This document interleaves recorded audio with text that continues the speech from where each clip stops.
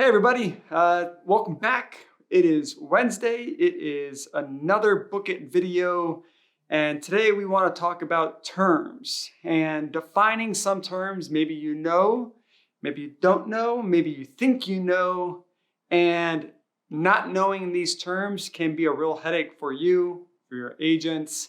It could lose you opportunities that you otherwise would get if you just knew some of these terms. So that's what we're going to focus on today. I think I got something like 10 or 15 terms. I'm just going to run through them real quick. If you have any questions about any of these terms after this video, if I didn't explain it well enough for you, drop it in the comments and I will go into further detail and try to do better at explaining it. But let's run through it, shall we? Avail. It is a client or casting company's first level of interest in you for the job in which they are casting for. They want to make sure that you are basically just available for those days or nights that they are shooting. So if you do get put on Avail, maybe you want to mark it on your calendar and just be like, Avail for Coca-Cola. And then that way, if any other clients come asking, you know that you have something tentative for those dates. But you just want to make sure that you stay available when you let them know that you are available. Like if you get put on Avail and then you go and book a ski trip in Aspen, not so great. The second term is a casting or client's second level of interest in you. It is one step further than Avail. It is called being put on hold.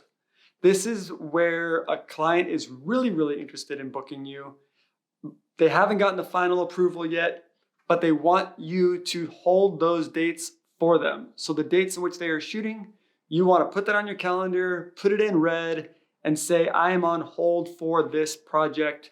I cannot give it to anyone else without letting them know first. That brings me to the next term, option. Option is a term basically when you maybe have multiple clients who put you on hold for overlapping days.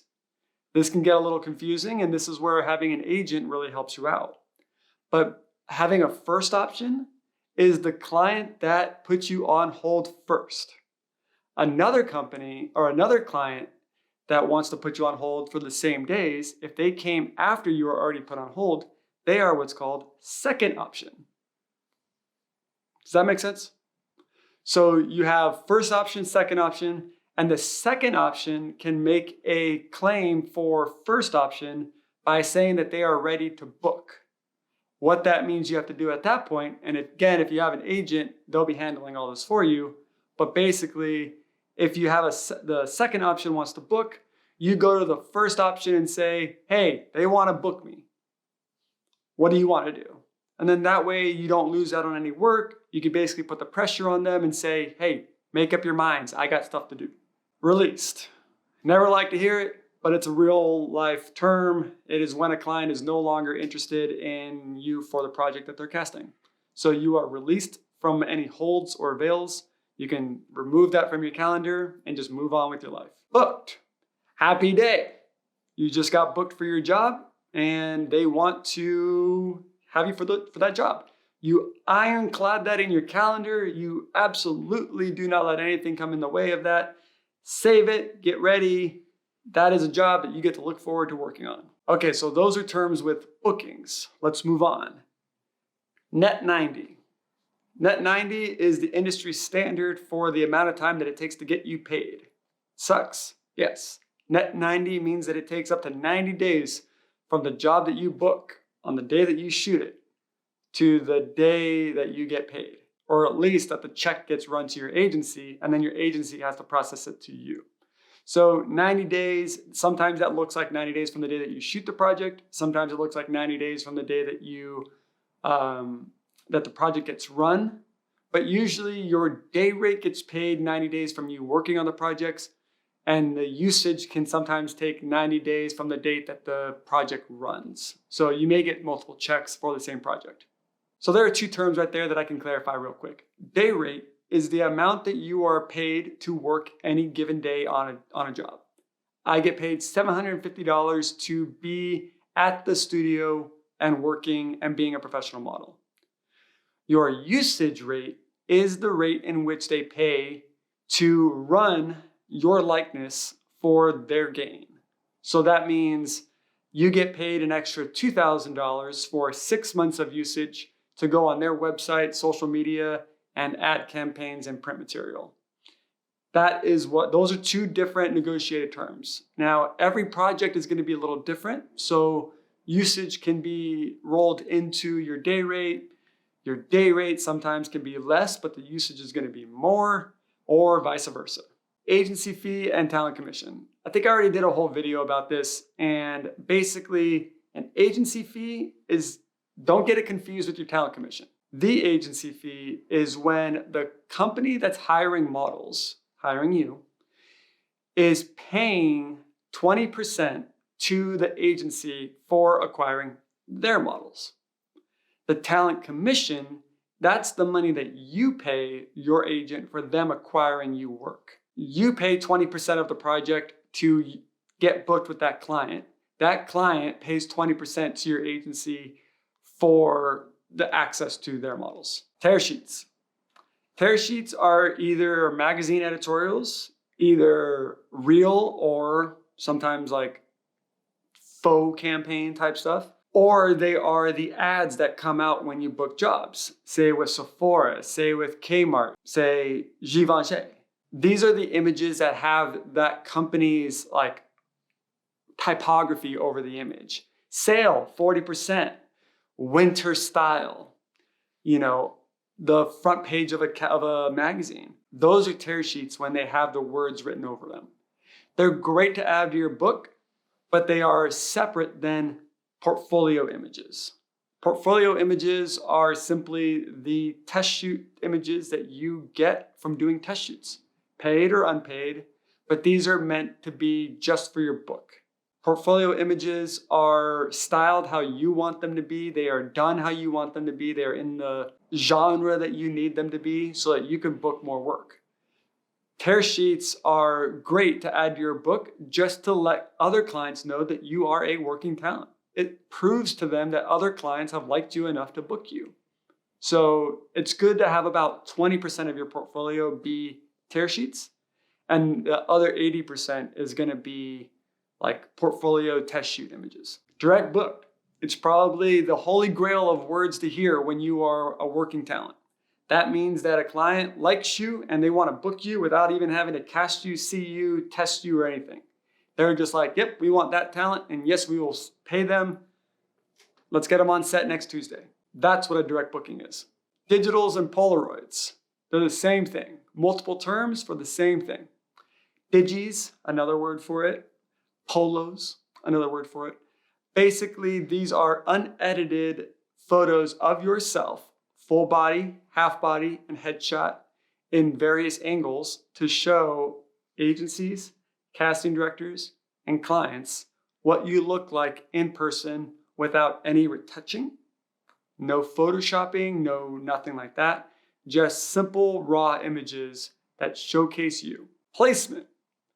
When you have a mother agency, placement is the term used when you want to be added to another agency in another market. Maybe it's the same market, but for a different genre of work. Let me give you an example. Let's say I live in Portland, Oregon, and I'm signed with an agency in Portland, Oregon.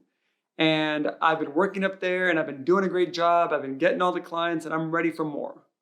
You could talk to your agency if they're a mother agent and ask them for placement in another market, maybe Los Angeles. So that's what I did. I'll ask my agency in Portland to place me in LA. They will give me maybe some things to do, maybe some images to add to my book. Maybe they'll tell me to come down here and visit and take meetings, do test shoots down here in LA. But placement is the placing of you with another agency in another market. The placement in the same market could look like I have an agency here in LA, but they are, say, lifestyle and fitness, but I really want to do runway and fashion. And if my agency in LA can't book that for me, maybe they'll place me with an agency in LA that is solely focused on trying to find me runway and fashion jobs. Camera ready. What does it mean when someone tells you to show up camera ready? It means for you to show up ready to be on camera. Your makeup is done, your hair is done. You can maybe do some touch-ups and maybe zhuzh the hair a little bit. But the bulk of the work should be done ahead of time by the time that you show up on set ready to go. Fittings. When you book a job that has wardrobe or stylists, they're gonna need to know what your fit is and how everything works and what everything looks like on you personally. So you're gonna have what's called a fitting.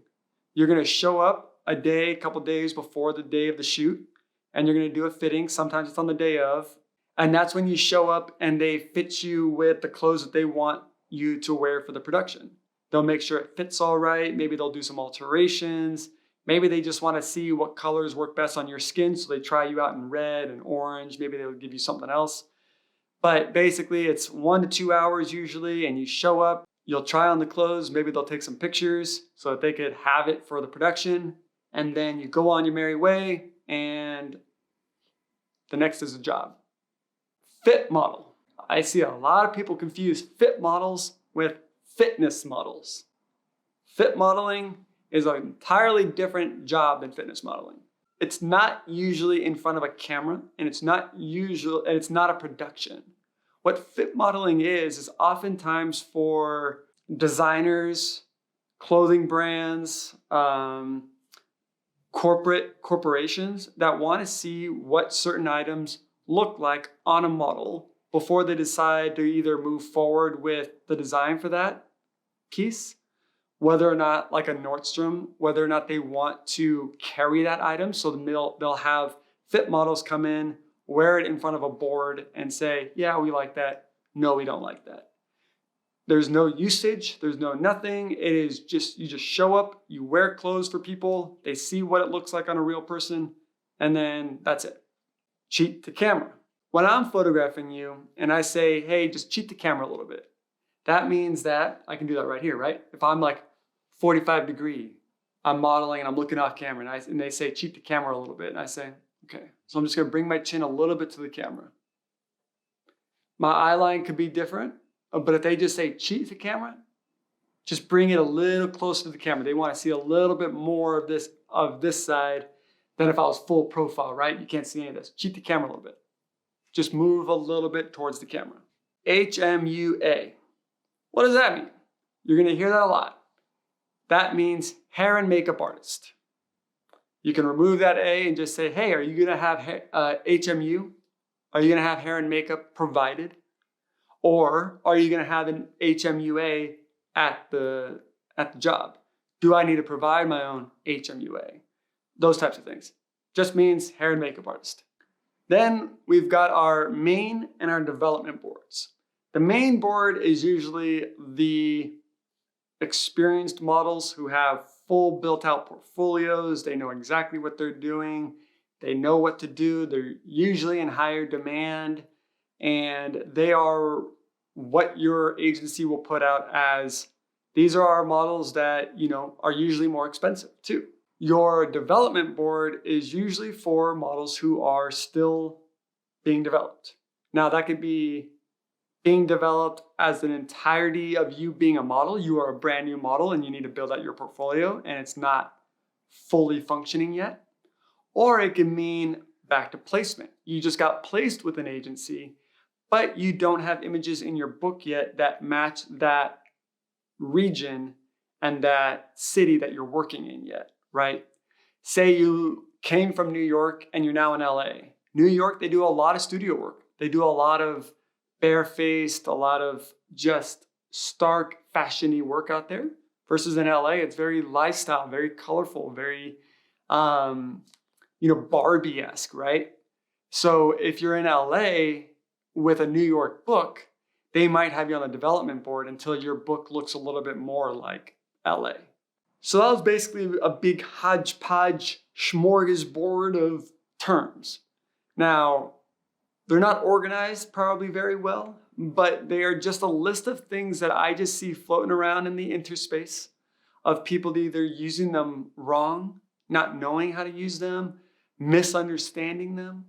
And so I thought this would be a good video to just help you understand a little bit about all these different terms so that if a client puts you on hold and you don't know what that means and you give those dates away and then you just ruined your relationship with that production company, with that client, and with that casting. Don't do that. Save yourself that. Just know these terms, save this video, come back to it if you need. And if I missed any terms, add them in the comments and I'll go back and I will make another one, part 2, and just keep it going. It's not sexy, but when you work in this industry, learn this stuff so you don't have to learn it the hard way. Hopefully your agencies are helping you out, but if not, that's what we're here for at Book It. We just want to be supplementary and help you get further in the industry sooner. Thanks for checking out this video, and I will check back in with you next week with a whole nother topic. So thank you, and see you out there next time.